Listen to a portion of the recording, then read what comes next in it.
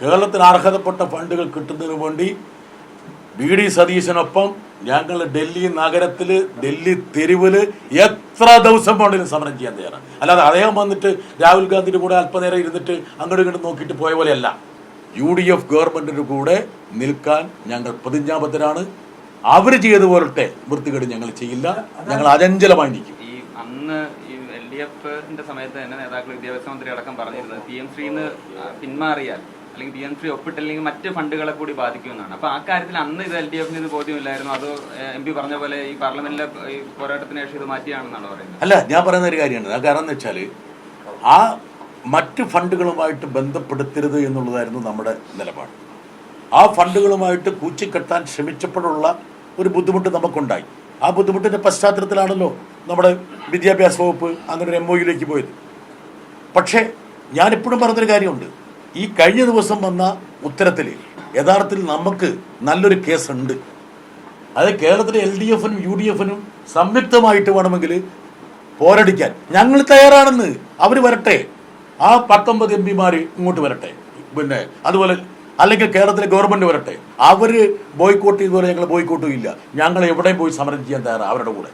കേരളത്തിലെ മുഖ്യമന്ത്രിയുടെ കൂടെ ഞങ്ങൾ ഈ എന്താ കാരണം ഈ ഉത്തരത്തിൽ കൃത്യമായി പറയുന്നുണ്ട്, PMCയുടെ ഭാഗമാകുന്നില്ലെങ്കിൽ MOUയിൽ നിന്ന് പിൻവലിച്ചാൽ. എന്താ കാരണം? ഈ PMCയിൽ നമുക്കൊരു ഫണ്ട് കിട്ടില്ല. എന്താ കാരണം? നമ്മൾ അപ്ലോഡ് ചെയ്യേണ്ട അനന്തര നടപടിക്രമങ്ങൾ കൃത്യമായിട്ട് ഈ JB മേത്തറിനും അതുപോലെ തന്നെ അബ്ദുൾ വഹാബിനും കിട്ടിയിരിക്കുന്ന ഉത്തരങ്ങളിൽ കൃത്യമായി പറയുന്നുണ്ടല്ലോ.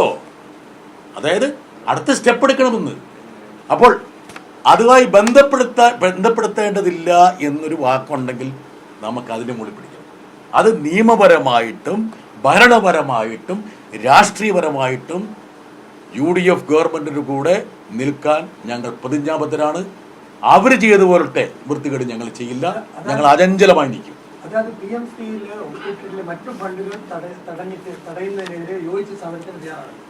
എല്ലാ ഫണ്ടുകളും കിട്ടുന്നതിന് വേണ്ടി, കേരളത്തിന് അർഹതപ്പെട്ട ഫണ്ടുകൾ കിട്ടുന്നതിന് വേണ്ടി വി.ഡി. സതീശനൊപ്പം ഞങ്ങൾ ഡൽഹി നഗരത്തിൽ, ഡൽഹി തെരുവില് എത്ര ദിവസം വേണമെങ്കിലും സമരം ചെയ്യാൻ തയ്യാറാണ്. അല്ലാതെ അദ്ദേഹം വന്നിട്ട് രാഹുൽ ഗാന്ധിയുടെ കൂടെ അല്പനേരം ഇരുന്നിട്ട് അങ്ങോട്ടും ഇങ്ങോട്ടും നോക്കിയിട്ട് പോയ പോലെയല്ല.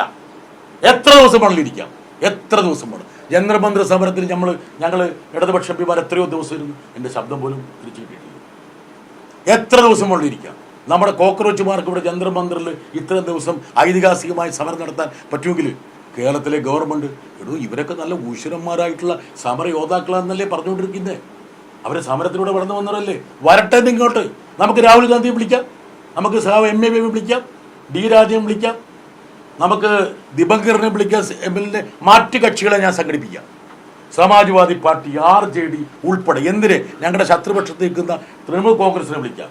ഇന്ത്യ അലയൻസിൽ നിന്ന് തെന്നിമാറിയിട്ടുള്ള DMK ഞാൻ കൊണ്ടുവരാം. ഞാനിത് വെറുതെ പറയണമല്ല. അവരൊക്കെ ആയിട്ട് നമുക്ക് ബന്ധമുണ്ടെന്നുള്ള അറിയാലോ. കൊണ്ടുവരാം, അവരെ കൊണ്ടുവരാം. സംയുക്തമായിട്ടൊരു മുന്നേറ്റമാക്കി ഇത് മാറ്റാം. മറിച്ച് പരിഹാസ്യമാകുന്ന വഞ്ചനാപരമായിട്ടുള്ള ഇളഭ്യത അവർ എങ്ങനെ എവിടെ കൊണ്ട് മറിച്ചു. അതുകൊണ്ട് ഇനിയും അവർക്ക് ചെയ്യാൻ പറ്റുന്ന കാര്യം പൊതുസമൂഹത്തോട് നിർവ്യാജം മാപ്പ് പറയുക. നമ്മുടെ പാവപ്പെട്ട ശിവൻകുട്ടി സമീപകാല ചരിത്രത്തിൽ മികച്ചൊരു വിദ്യാഭ്യാസ മന്ത്രിയായിരുന്നു. എന്തോടാ മറ്റേ ശിവൻകുട്ടിക്കുണ്ടായിരുന്ന ഒരു പേര്? മന്ത്രി അപ്പൂപ്പൻ. നമ്മുടെ കുഞ്ഞുങ്ങളുടെ സ്പന്ദനം ഏറ്റുവാങ്ങിയ സ്നേഹധനായ ഒരു വിദ്യാഭ്യാസ മന്ത്രിയില്ലേ? ആ വിദ്യാഭ്യാസ മന്ത്രിയെ ഇവരെല്ലാം കൂടിയിട്ട് വേട്ടയാടിയില്ലേ? എന്നിട്ട് ആ വിദ്യാഭ്യാസ മന്ത്രിയെ വേട്ടയാടാൻ വേണ്ടിയിട്ട് ഇവര് എടുത്തുപയോഗിച്ച ആയുധം അതിലല്ലേ ഇപ്പോൾ അവര് കുടുങ്ങിയിരിക്കുന്നത്. ഇതൊക്കെ ഉണ്ടല്ലോ കേരള സമൂഹം പൊറുക്കില്ല.